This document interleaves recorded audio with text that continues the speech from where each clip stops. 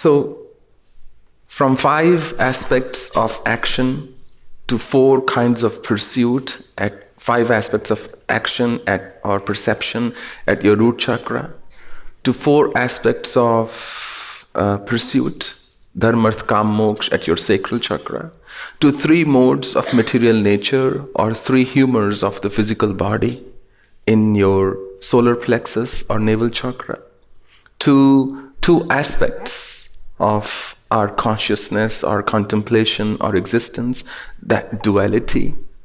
Now I've reached one of the hardest and the purest chakras in the body. Hardest in terms of activation and energizing. And purest because it's called Vishuddhi. Shuddhi is pure, unstained, spotless, flawless. And Vishuddhi is inherently like that. It's one of those chakras where when we see any image of Shiva, he's called Neelkantha. This is Kantha, this is throat chakra. He's called Neelkantha, it's blue. Blue represents vastness. Blue represents immensity, that infinite nature of this existence and creation. So only a yogi is able to retain it here, because this is a very special place. Anything that you consume, anything liquid or solid, or even the air we breathe in, anything that we consume, the moment it goes down your throat, it is now subject to the laws of nature, and it is subject to action and reaction, and it turns sour. I may drink the sweetest drink, but the moment it is down my throat, it's in my tummy, if I regurgitate it, it would be sour or bitter. Or if I don't do it, if I don't puke or throw it up, it is then going to have some kind of residue. So anything that you process is going to leave a residue. You process thoughts, it's going to leave a mental residue. You process emotions, it's going to leave an emotional imprint. You process physical food, it is going to leave behind a physical residue, whether that's in the form of feces or in the form of urine or anything, any other bodily fluid it may be. If I don't process something, it has no residue. And Mother is called Nirmala and Niranjana. She is Nirmala because she is without any residue. She is Niranjana because there is no spot. If I intake something through the air, even if it doesn't go to my stomach, it's going to straight away hit my brain. Snorting on cocaine or smoking, that's how it immediately has an impact on your state of mind, because you feel whatever you feel. I don't know what you feel, I've never had it, but I think you feel good things. So otherwise millions of people won't go after it. It goes to your brain. But if I have something liquid or solid, it's going to go down my throat. So a yogi is able to remain pure because he or she understands or is mindful about what to allow processing, what to allow that it can be processed, versus what to keep it here and then let it go. This is a temporary place, your throat. So Lalita Sahasranama again says, Vishuddhi Chakra Nilya Araktavarna Trilochana Khadvangadi Praharna Vadnak Samanvita Payasan Priyatvakastha Pashulok Bhayankari Amritadi Mahashakti Smrita Dakineshwari. The seed syllable here is dung with D and a dot on top. And if you say the word the seed syllable dung, you will instantly feel it in your throat. It is so apt for this. In fact, for all the seed syllables, when you go back home, try it. When you will say that seed syllable, you will feel it on that chakra. It's one of the reasons when I experimented with the traditional forms of seed syllables versus the original Lalita Sahasranama, why I decided to go with this, because you actually feel it on the chakras.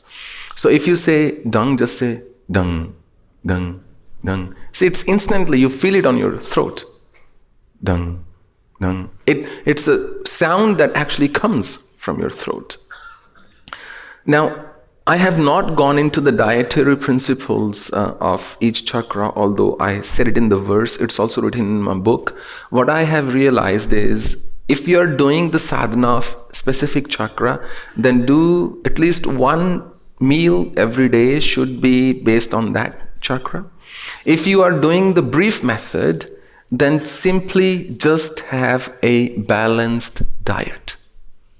So something that has a bit of protein, bit of fat, bit of carb, and so on. Don't go for any set specific diet.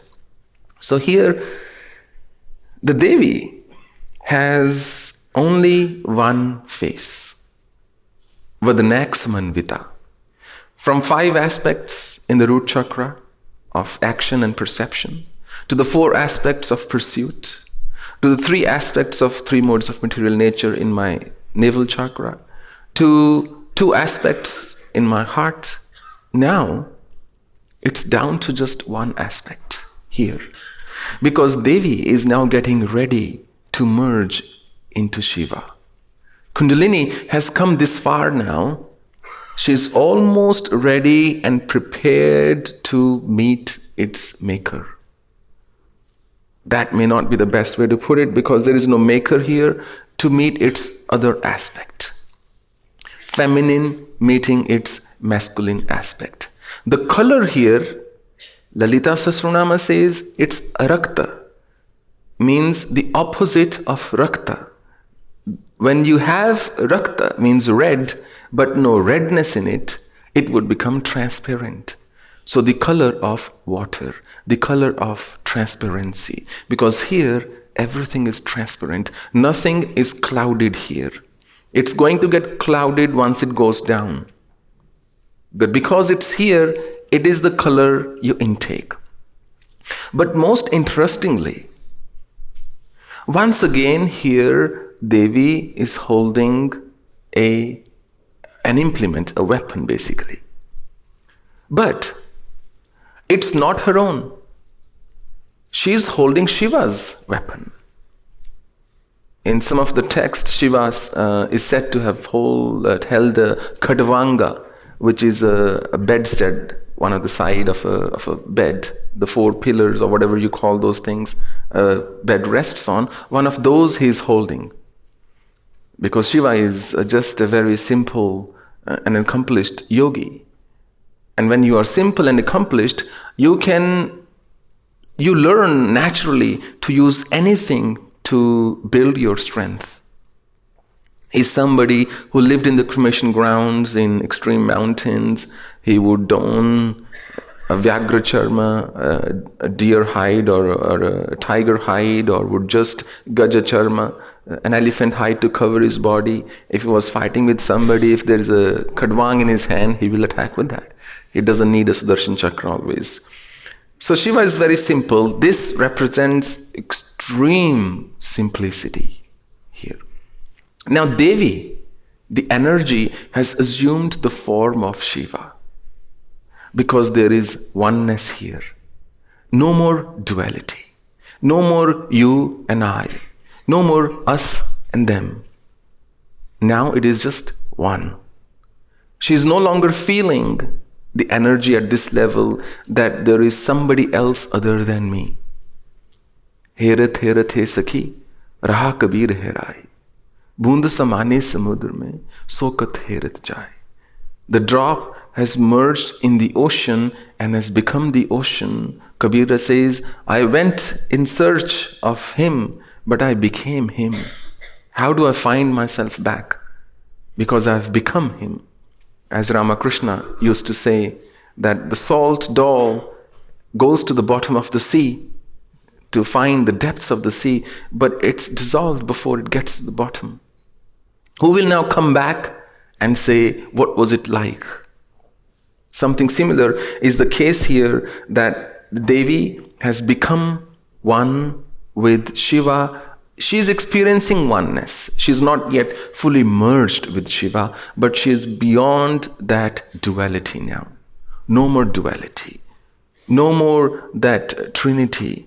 No more that four aspects. No more anything penta. One of the greatest benefits of meditating on Vishuddhi chakra, on your throat chakra, like for the root chakra, it was a different kind of benefit. For your sacral chakra, healing your repressed emotions and addictions, intuition and digestion for Manipur chakra, and heart chakra leads to peace and calmness and overcoming your stress from anticipation. When you meditate on your throat chakra, it gives you what we call Vak Siddhi, which means whatever you say sincerely, whatever genuinely you say, will eventually come to pass. It will eventually come true.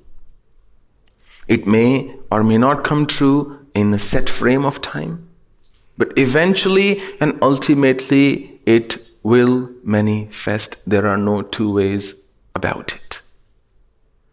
In Punjab, I think I might have narrated this story earlier, there was this saint and everybody used to call him Sarkarji, Kali Kambli Wali Sarkar. He would always don a black blanket. So one time, one of his disciples got really late. He had given time, but he came really late.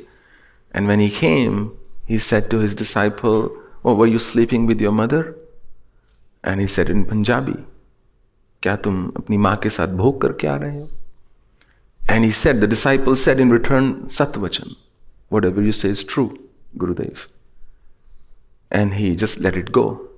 An hour later, he called his disciple and he said, everybody used to call him Bade Maharaj or Sarkarji. He said, "I said to you something so weird. I said to you something so derogatory or so hurtful. I want to know why you said Satvachan. Why did you say you must be right?" Satvachan means whatever you utter from your mouth cannot be false. There has to be some truth in it. So why did you say something like this? And he said, "Maharaj, how did I know which lifetime you were talking about? The one who's my mother in this lifetime could easily have been my wife in some other lifetime. So I don't know what life form or lifetime you were talking about. How could I possibly then tell you, no, nothing like that happened, or I just showed up here, or I just got late because I was taking a bath or something like that. I don't know what lifetime you were referring to." And if you read some of the Puranic scriptures, texts, so many times people have questioned, why is this happening to me in this lifetime? Draupadi asked, why did I have 5 husbands? And the answer almost always lies in, this is what you asked for. In some lifetime, she wanted a valiant and a vibrant and a radiant husband and all the qualities which one man could not encompass. And she hadn't earned that karma yet to be married to Krishna, the only complete man who could have done that. So she had to have 5 husbands. Not only they say, be careful what you ask for, but be very careful what you ask for in the presence of a sadhaka, in the presence of somebody who has mastered their inner existence. Somebody who's the maker of their own destiny now. Be careful what you ask for. Because who knows, you may just get it. And when you get it, you may realize you are in a much bigger mess, really, than you ever were. Because you don't know how to come out of it. You wanted the ocean, somebody took you and threw you in the ocean, and now you're saying, how do I swim? How do I come out? I don't want to die. I don't want the ocean to absorb me because I'm still concerned about my I-ness, my ego. I don't want to let go. So Devi here has only one face, and that is the face of Shiva, because there is no distinction. This is Ardhanarishwara, anatomically the same, but energy-wise, the energy of the feminine as well as the masculine aspect of creation. Purusha and Prakriti have become one. Not from a Sankhya philosophy perspective, where Purusha is superior, Purusha governs Prakriti, but more from an Advaita, non-dual perspective, that now they are one. Creation cannot happen without these two elements coming together. So this is what is governed by Vishuddhi Chakra. And when we do any meditation, when I talk about drawing your attention to your brow plexus and so on, sometimes I get asked, what does it mean to draw your attention there? So just for a couple of minutes before I introduce the kriya to activate your throat plexus, we'll just do a meditation for about 3 to 4 minutes where you will draw the attention to your throat plexus, and you will know what I mean when we do this. So once again, hands in your lap, head straight, back straight. Breathe deeply and gently, starting with an exhalation.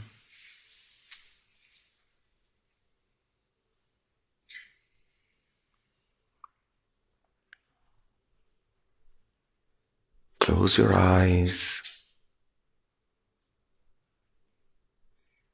Focus on your throat.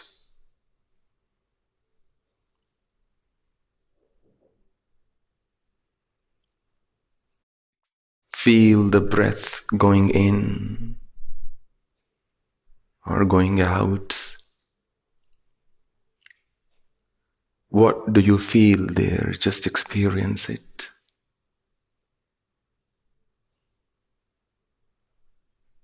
Is there tension? Do you feel any scratching? Do you feel very smooth?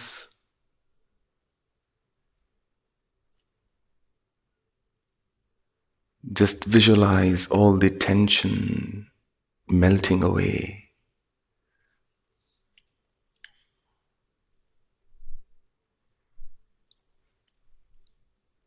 The red and restless cells swollen in that part are now contracting and turning white.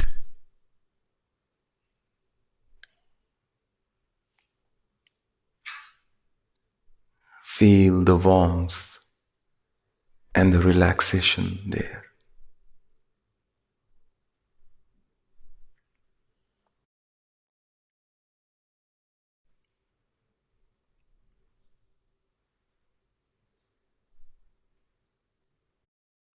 The nerves loosening up there.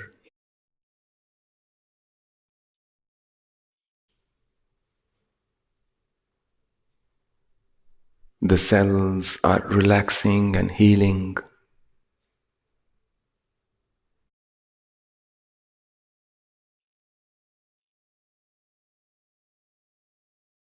There's a beautiful feeling.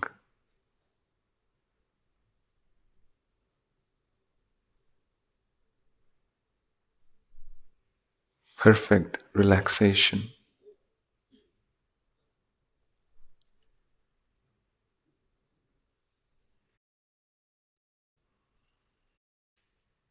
Feel the breath going in and out effortlessly.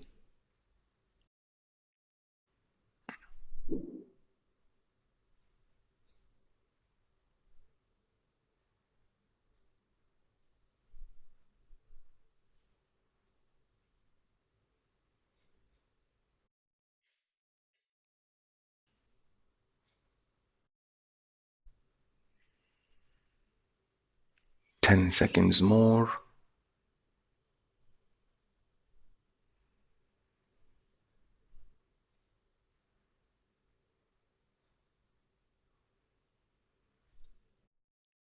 Okay, you can just breathe a few times.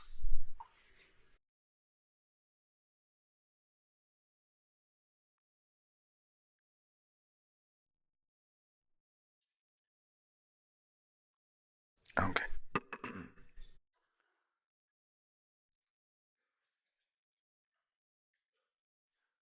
One of the reasons you get the power of speech, the trueness of your speech, Vak Siddhi, as I said, whatever you say comes true.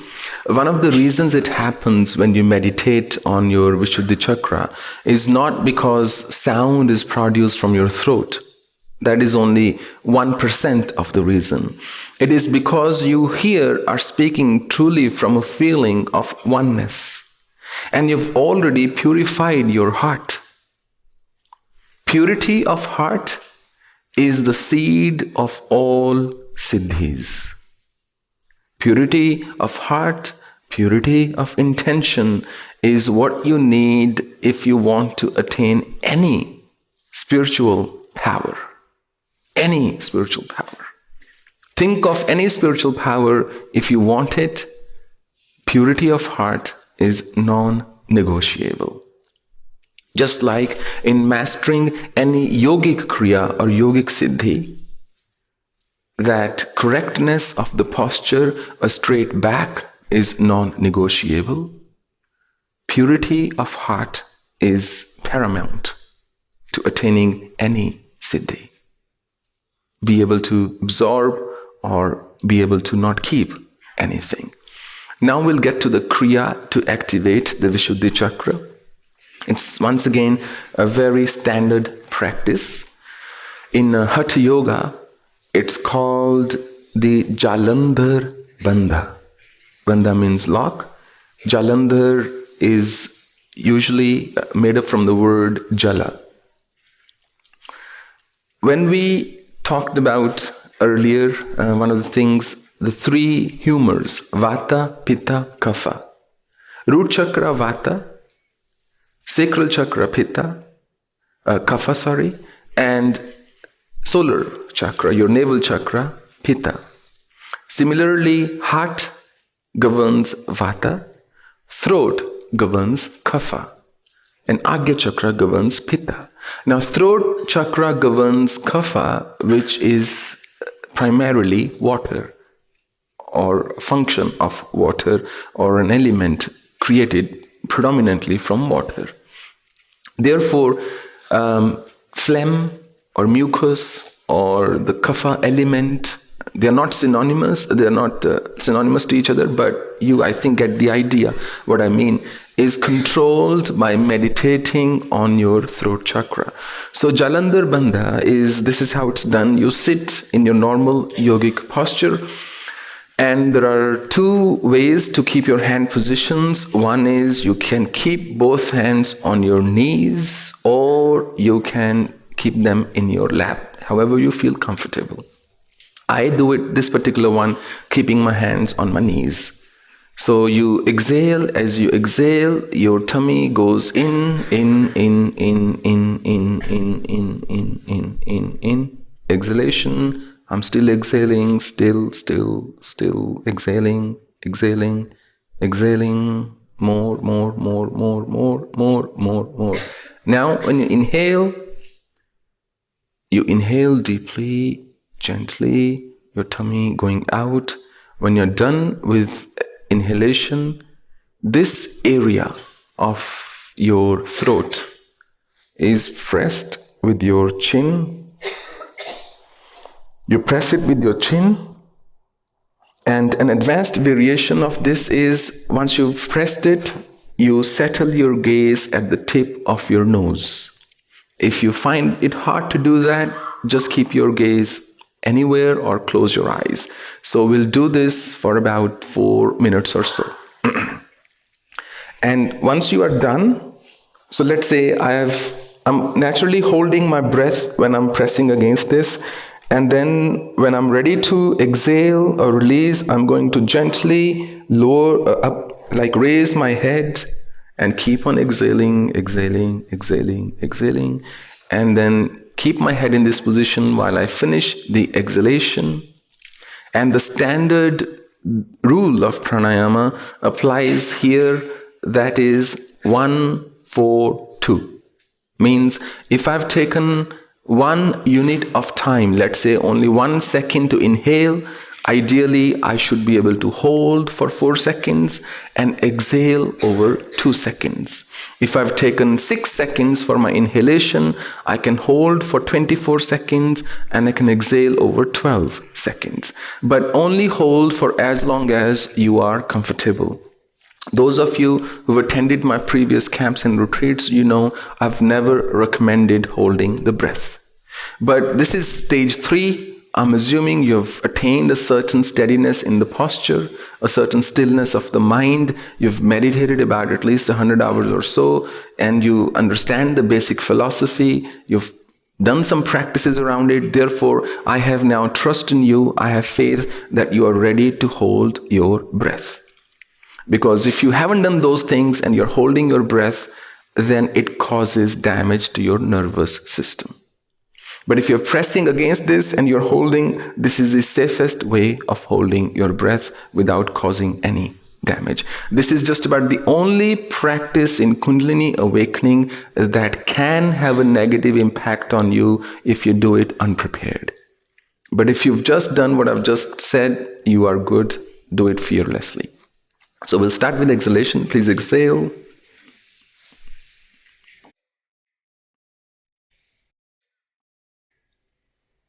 Deep and gentle inhalation. Lower your head.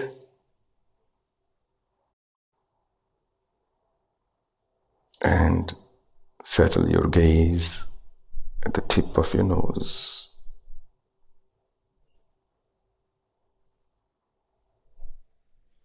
Keep your back straight. Chin pressing that region. Hold for as long as you comfortably can.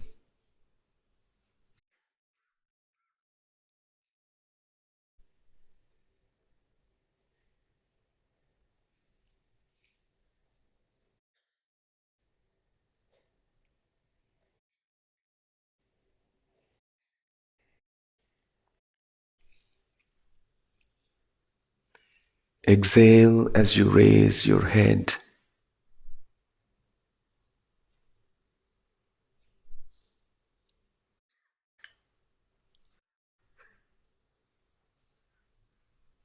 Complete the exhalation when your head is raised.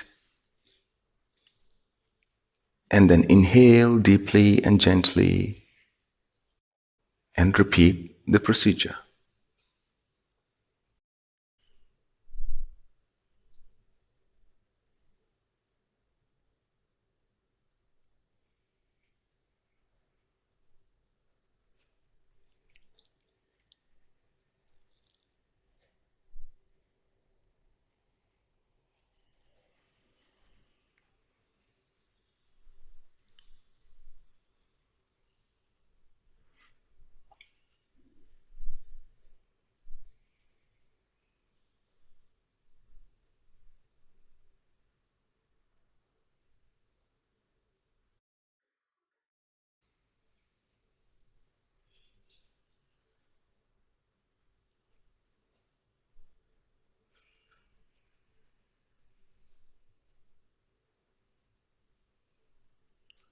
Enjoy the process. It's a very powerful exercise.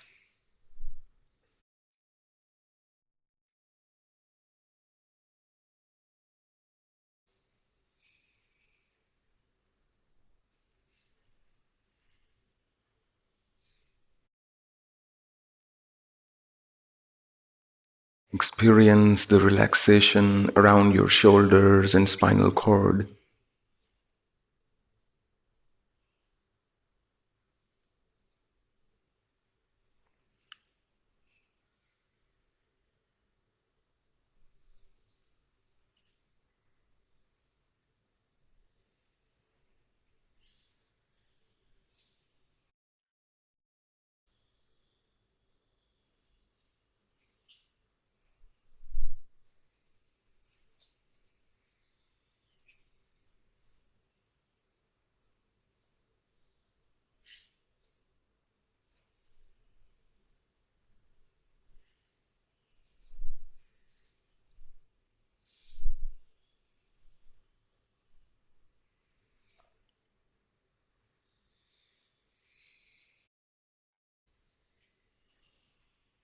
1 minute more.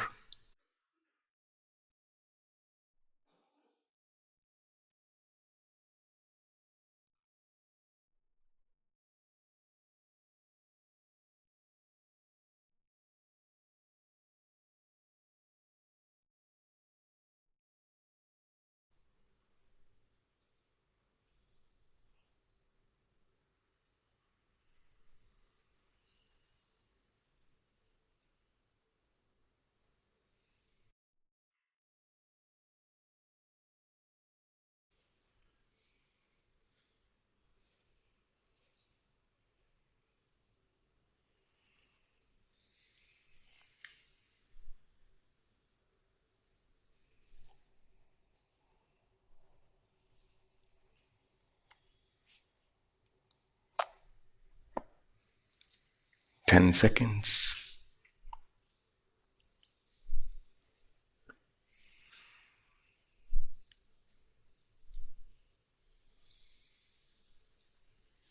Very nice. Please breathe deeply and gently.